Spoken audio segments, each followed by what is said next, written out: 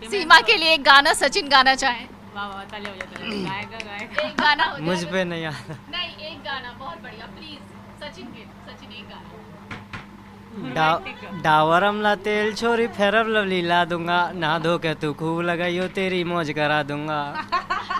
ये भगोड़ी अवैध पाकिस्तानी यहाँ पे आके बैठती है कि हम बोलती है हमारे मोदी जी ने आज देखिए हमें गेहूं दिया है, कितना साफ सुथरा दिया है। उन्होंने बताया कि गुलाम हैदर के बीजे को लेकर बहुत बड़ी एक खबर दी, जो यहाँ से मोबिन मलिक सर ने गुलाम हैदर के बीजे बाबू के बारे में सवाल पूछा जाता तो बादल बाबू ये भगोड़ी के पूरी तरीके से टच में था। भाई जो सिचुएशन इसका हुआ है सेम उसका भी हुआ है। तेरा बूढ़ा बाप तिल तिल के मर रहा था, तूने अपना मोबाइल तक बंद कर दिया था। मोदी जी की चापलूसी करते हुए भगोड़ी अब थक नहीं रही है। पता चल गया ना कि तेरे ऊपर बहुत बड़ा काम कर दिया मोदी जी ने। अब तू मोदी जी करके पैर पकड़ने के लिए बैठ गई। आज भगोड़ी ने जब सवाल पूछा तो भाई जवाब तो देना पड़ेगा। भगोड़ी ने कहा कौन कौन है मोदी जी के फैन, मुझे कमेंट करके बताओ। नहीं भगोड़ी, हम तुझे कमेंट करके नहीं बताएंगे, हम तुझे वीडियो बना के बताएंगे। हम मोदी जी के फैन नहीं है, हम मोदी जी के बिल्कुल भी फैन नहीं है, क्योंकि हम सरकार चुनते हैं और मोदी जी से हमारी ये शर्त है। अब मोदी जी इस भगोड़ी को जल्दी से यहाँ से लात मार कर फेंकिए, बॉर्डर पार करके इस अवैध घुसपैठियों को। अगर आपने जल्दी नहीं निकाला तो फिर हम किसी और पार्टी के फैन बन जाएंगे, क्योंकि सरकार हम चुनते हैं और हम जानते हैं मोदी जी हमारी बात को सुनते हैं। ये भगोड़ी अवैध पाकिस्तानी यहाँ पे आके बैठती है कि हम बोलती है हमारे मोदी जी ने आज देखिए हमें गेहूं दिया है, कितना साफ सुथरा दिया है। किस किस को मिला है राशन बताइए कमेंट करके। हमें नहीं मिला है भाई, हम सरकारी कर्मचारी हैं। मोदी जी ने हमें सरकारी नौकरी दी है तो मोदी जी ने हमको गेहूं राशन नहीं दिया है। तो पाकिस्तानी भगोड़ी हम मुफ्त का सरकारी राशन खा रही है, क्योंकि तू बिना पासपोर्ट बिना वीजे के हमारे देश में अवैध तरीके से घुस गई है। अब जिस तरीके से तू योगी जी मोदी जी करके दहाड़े मार के रो रही है ना बेटा, वैसे हम योगी जी मोदी जी से रिक्वेस्ट करते हैं, क्योंकि हम भारत के नागरिक हैं। हम यहाँ पे रोज किड़किड़ा के नहीं मांग रहे, उनसे भीख नहीं मांग रहे कि हमको यहाँ रहने दो, शरण दो। ऑलरेडी हम भारत की धरती पे जन्मे हैं, तो हम मोदी जी योगी जी से रिक्वेस्ट करते हैं, माननीय मोदी जी प्रधानमंत्री जी, हम परेशान हो चुके हैं इस अवैध घुसपैठी के करतूतों से। इसके जितनी नौटंकी करती ना, भारत की 140 करोड़ जनता की तरफ से आपसे गुहार लगाते हैं। इस औरत की नौटंकी को जल्दी से खत्म करके इसको फेंकिए जेल में, इसको पाकिस्तान रिपोर्ट करिए, क्योंकि हम दुखी हो चुके हैं। जितनी बार ये कहती है मोदी जी हमारे, योगी जी हमारे, उतनी बार भारत की जनता ये आपसे रिक्वेस्ट करती है इस औरत को उठाकर फेंकिए यहाँ से। ये हमारे भारत की सभ्यता संस्कृति को गंदा कर रही है लगातार। आज ये अपने स्वार्थ के लिए कह रही, योगी जी मोदी जी ऐसे लग रहे हैं राम लक्ष्मण की जोड़ी। अरे बेशरम औरत, तू किसकी बात कर रही है? वो हमारे भारत के प्रधानमंत्री हैं। एक अवैध घुसपैठी, उनकी नजर में केवल घुसपैठिया ही है। अगर तू बची हुई है ना यहाँ पे, तो उन 4 मासूम बच्चों की वजह से। और दोस्तों सबसे बड़ी खुशखबरी यह है कि अभी अभी मैंने फियाज रामे सर का वीडियो देखा, जिसमें उन्होंने बताया कि गुलाम हैदर के बीजे को लेकर बहुत बड़ी एक खबर दी, जो यहाँ से मोबिन मलिक सर ने गुलाम हैदर के बीजे का प्रोसेस किया था, वो कंप्लीट हो चुका था। और पाकिस्तान से भी गुलाम हैदर के बीजे का प्रोसेस कंप्लीट हो चुका है। मतलब अब बहुत जल्दी गुलाम हैदर भी भारत आने वाला है। और भगोड़ी को अब पता चल चुका है कि मेरे ऊपर कानून का डंडा बच चुका है।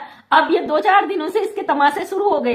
ये अपनी बेटियों को, बच्चों को भी लाने लगी है वीडियो में। जिन बच्चों का ना इसको पता नहीं रहता था वो है भी या नहीं है, कैसे है, क्या है, किस हाल में, उन बच्चों को अब खिलौने, कपड़े, खाना सब लाने लगी। अगर भगोड़ी तूने यही चीज पहले किया होता ना, तेरी ऐसी स्थिति नहीं होती।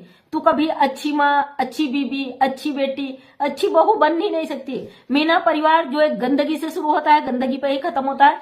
जिन्होंने एक अवैध घुसपैठियों को हमारे देश में शरण दी है, जो गद्दार हमारे देश के, तुझे वही रख सकते हैं अपने घर में। बकाया देश का 140 करोड़ जनता तेरा विरोध करती है। तो ये अब भगोड़ी हमारे ही देश के लोगों से पूछती है, भाई बताओ किस किस को राशन देते हैं योगी जी मोदी जी, बता दो, उसको बता दो, क्योंकि ये सब कुछ जानना चाहती है। हमारे देश के बजट पे ये बात करेगी, हमारे देश के चंद्रयान पे ये बात करेगी, हमारे देश कब स्वतंत्र हुआ, हमारे देश पे क्या हुआ, उस पर ये बात करेगी। लेकिन ये बादल बाबू पर बात नहीं करेगी, क्योंकि कल क्राइम न्यूज स्टोरी सोनी बहन का मैं एक वीडियो देख रही थी, जिसमें बादल बाबू के माता पिता से वो बात कर रही है। बादल बाबू के बारे में सवाल पूछा जाता तो बादल बाबू ये भगोड़ी के पूरी तरीके से टच में था। भाई जो सिचुएशन इसका हुआ है सेम उसका भी हुआ है।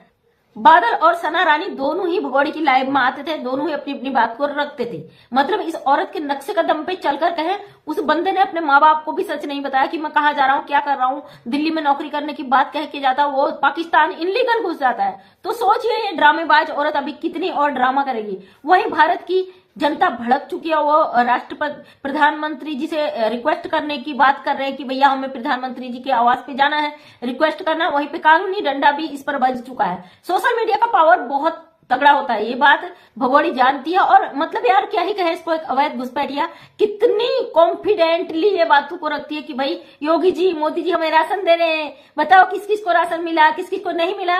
भगोड़ी तू तो कहती थी ना पाकिस्तान में खाने को तरस जाते थे, तेरे वहां 25-25 हजार के सूट पहने हुए वीडियो आ रहे, तेरे बड़े बड़े कोठियों में जाने के वीडियो आ रहे, तेरे बड़े बड़े होटलों में बिरयानी खाने के वीडियो आ रहे, तेरे ऐसे ऐसे डांस के वीडियो आ रहे हैं उसमें जिनमें नाचते हमें तो नाम भी नहीं आता, वहां की तेरी वीडियो आ रही। तू कहती है मुझे वहां बुरके में रखा जाता था, कैद रखा जाता था, मुझे कब्र में गाड़ दिया जाता था। मतलब तेरा सच ना, तेरा भांडा फोड़ हम अच्छी तरीके से करते हैं। और चिंता मत कर, जितने दिन तू है भारत की धरती में तू तमाशे कर ले, क्योंकि तेरी शकल से तो हम तेरे कमजोरियों का पता लगा ही लेते। तू कितनी डरी हुई है, तू कितनी अकेली पड़ी है, तेरे कुछ जो चंद कुत्ते छोड़े हुए हैं उनसे हमें फर्क नहीं पड़ता है, वो केवल भौंक सकते हैं, काटने की उनकी औकात नहीं है, समझी। और ये भगोड़ी जिस तरीके से हमारे ही देश में बैठकर हमारे ही लोगों को कहती है कि आप कुछ नहीं हो, योगी जी मोदी जी हमारे लिए ये कर रहे हैं, तो बेटा सरकार ये भारत की जनता चुनती है, तू नहीं आई वोट देने, तू यहाँ की नागरिक नहीं, तू एक अवैध घुसपैठी, एक गद्दार जिसे कहते हैं ना वो है। तू किसी मिशन को अंजाम देने आई है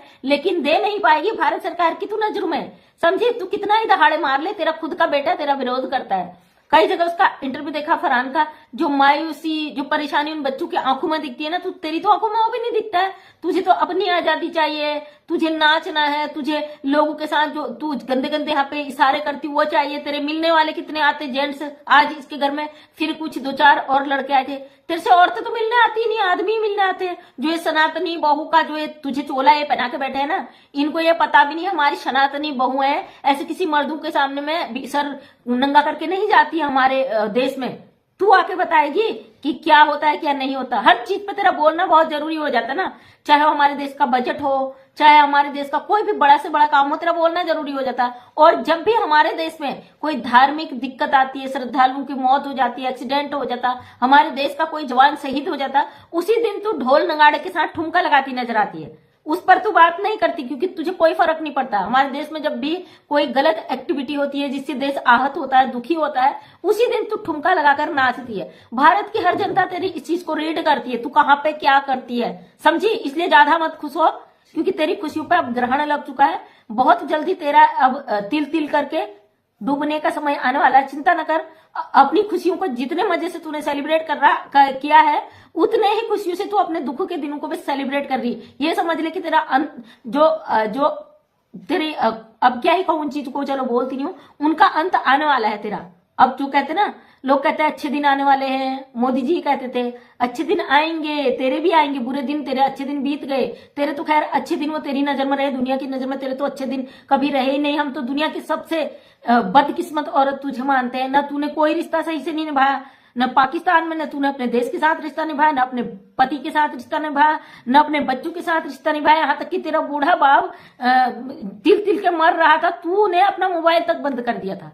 और तू यहाँ पे अपने बच्चों को उठा के आ गई और तेरे माँ बाप की कब्रें वहां है, तेरा जन्म स्थान वहां है, तेरा सब कुछ वहां है। तू कहती यही मेरा ससुराल है, भाई वहां मुझे मारा कूटा जाता था। हमारे यहाँ कहते हैं पति के घर चली गई ना तो डोली में गई हो, अर्थी में वापस आना, तो अर्थी ही उठनी चाहिए उस घर से। और कितना ही परेशान रहे औरत, अपना जीवन का अंत समय तक उस घर में काट देती है। तू कहती है ना जी मुझे दुखी किया जाता था, मुझे हैदर मारता था, परेशान करता था, उसके 4 बच्चे भी तुझसे हो गए, वो तुझसे 4 साल से दूर भी था, फिर सऊदी अरब से फोन के अंदर घुसकर तुझे मार देता था ना, तुझे इतना परेशान कर देता था कि 4 साल से वो बाहर रह रहा था बंदा, तू उससे परेशान होकर इंडिया भाग गई। अगर वो तेरे साथ रहता तो तू पता नहीं कितने समुद्र को पार करके कौन से मुल्क चली जाती।